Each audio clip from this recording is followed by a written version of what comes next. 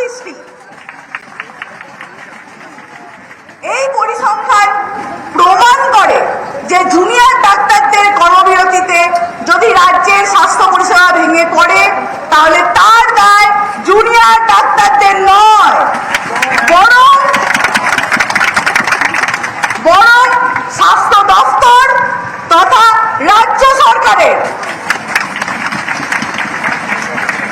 কেন এত বেহাল স্বাস্থ্য পরিষেবার হাল রাজ্যে থাকবে যে জুনিয়র ডাক্তাররা কর্মবিরতি করলেই সেটি ভেঙে যাবে?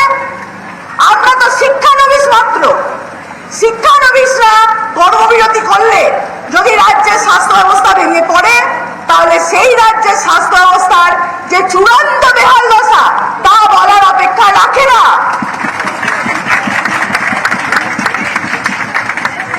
মহামান্য সুপ্রিম কোর্টের আদেশনামা যদি আমরা দেখি তাহলে দেখতে পাই যে 9 তারিখে মহামান্য সুপ্রিম কোর্ট বলেছেন, the state of the West Bengal must take necessary steps to create a confidence in the doctors that their concerns in regard to their security and safety are being duly attended to.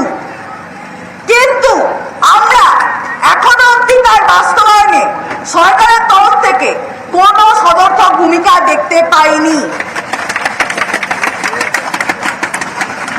মাননীয় স্বাস্থ্য প্রতিমন্ত্রী বলেছেন সুরক্ষার দাবি নাকি আমাদের মূল দাবি, কিন্তু আমরা স্পষ্টভাবে জানিয়ে দিতে চাই যে সুরক্ষার দাবির পাশাপাশি এই নারকীয় ঘটনার প্রতিবাদে বিগত 32 দিন ধরে রাজ্য তথা দেশ জুড়ে চলা এই গণ আন্দোলনের মূল দাবি বিচার এবং বিচারের পথে যারা বাধা হয়ে দাঁড়াচ্ছেন তাদের অপসারণ এবং উপযুক্ত তদন্তের আওতায় আনা। কিন্তু এই দাবিগুলোকে লঘু করে একমাত্র সুরক্ষার দাবিকে আলোচনার একমাত্র বিষয় হিসাবে উপস্থাপন করতে চাওয়া আসলে এই গণ আন্দোলনকে অশ্রদ্ধা করা।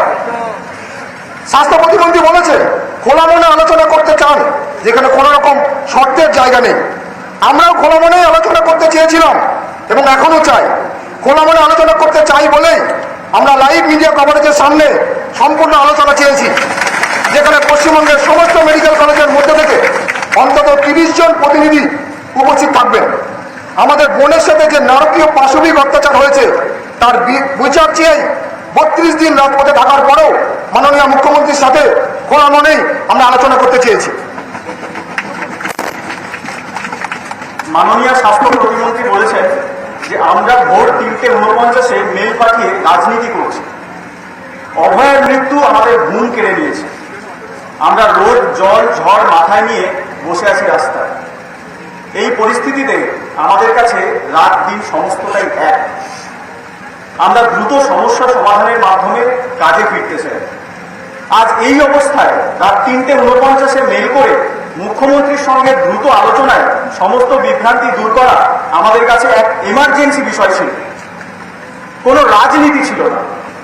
যেভাবে আমরা ভোর 4টেতেও রোগীর প্রাণ বাঁচাতে ছুটে যাই, সেভাবেই রাজ্যের স্বাস্থ্য ব্যবস্থার অচলাবস্থা বাঁচাতে ভোর 4টের সময় ছুটে গেছিলাম আমরা। যারা এর মধ্যে রাজনীতি দেখছেন তারাই আসলে রাজনীতি করছেন।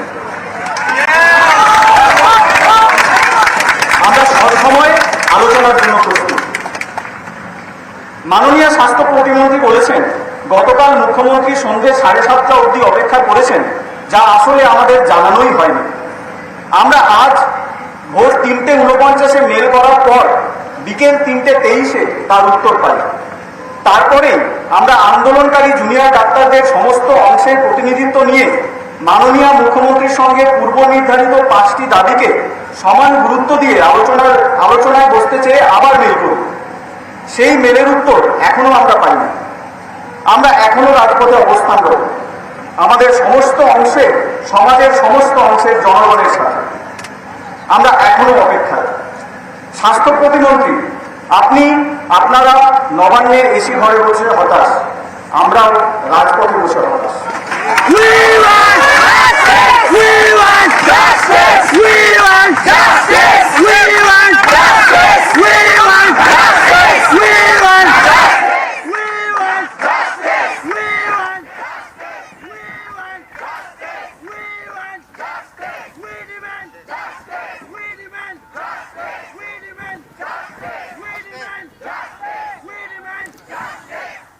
জুনিয়র চিকিৎসকরা যারা আন্দোলন করছেন গতকাল থেকে স্বাস্থ্য ভবনে তারা সাংবাদিক সম্মেলন করলেন এবং তারা জানিয়ে দিলেন যে তাদের যে দাবি 5 দফা দাবি এবং একাধিক যে দাবি সেই দাবিতে আলোচনা করলেই তারা বৈঠকে বসতে রাজি আছেন এবং তারা তাদের আন্দোলনে এখনো পর্যন্ত অনড় রয়েছেন।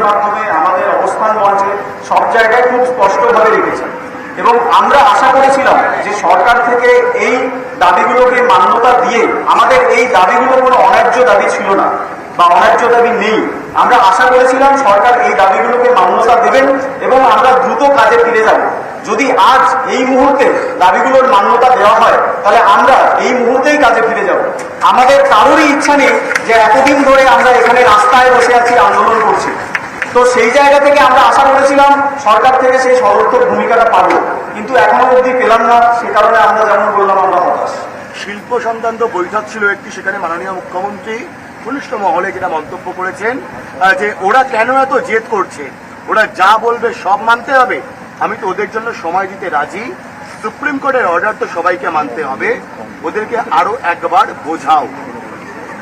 আমরা প্রেস রিলিজে এর আগেই বললাম মাননীয় সুপ্রিম কোর্ট যা বক্তব্য রেখেছেন তা নিয়ে আমাদের যা বলার সেগুলো আমরা বলেছি। এ বাদ দিয়ে আমাদের যে 5টি দাবি আছে, 5টি সুস্পষ্ট দাবি, সেগুলোর কারণ, সেগুলোর প্রত্যেকটি ভিত্তি আমরা এর আগে বারংবার মিডিয়ার সামনে বলুন, ডেপুটেশন কর্মসূচিতে বলুন, প্রত্যেকটি জায়গায় সুস্পষ্টভাবে রাখতে আমরা এদিক থেকে সত্যিই মনে করি না। এবং গত 2 দিন ধরে এবং গত 32 দিন ধরে চলা আন্দোলনে জনসাধারণ যেভাবে আমাদের আন্দোলনের পাশে এসে দাঁড়িয়েছেন, তাতে তারাও যে আমাদের দাবির সঙ্গে একমত, এটা আমরা প্রত্যেকটা মুহূর্তে পরিষ্কার করে এবং পরিষ্কার দেখতে পাচ্ছি।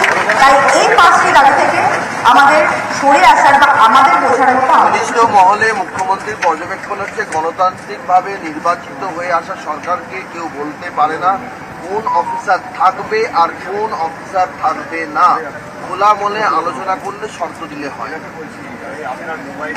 আমরা প্রথম দিন থেকেই যে 5টা দাবি নিয়ে আমরা এই আন্দোলনে নেমেছি, আমরা রাজপথে নেমেছি। আমরা প্রথম দিন থেকেই একই জিনিস আমরা বারবার করে বলছি সরকারের কাছে, সিবিআইয়ের কাছে, যে আমাদের এই ন্যায় বিচারের আন্দোলনে এই বিচার পাওয়ার পথে যে সমস্ত জিনিস এবং যে সমস্ত ব্যক্তি বা ব্যক্তিবর্গ অন্তরায় হয়ে দাঁড়িয়েছে, তথ্য প্রমাণ লোপাট এবং মহামান্য সুপ্রিম কোর্টের আদেশ অনুযায়ী পুলিশের ব্যর্থ ভূমিকা জন্য দায়ভার বহন করে কলকাতা কমিশনারেট, সিপি এবং যে সমস্ত রাজ্যে বিভিন্ন কলেজে চলতে থাকা থ্রেড কালচার এবং তার বিরুদ্ধে এদেরকে প্রশ্রয় দেওয়া এবং বিভিন্নভাবে তথ্য প্রমাণ লোপাটে সাহায্যকারী প্রত্যক্ষ পরোক্ষভাবে যুক্ত সমস্ত ব্যক্তিকে অপসারণ এবং তাদেরকে বিচার ব্যবস্থা তদন্তের আওতায় আনার দাবি আমাদের ন্যায্য দাবি বলে মনে হয়।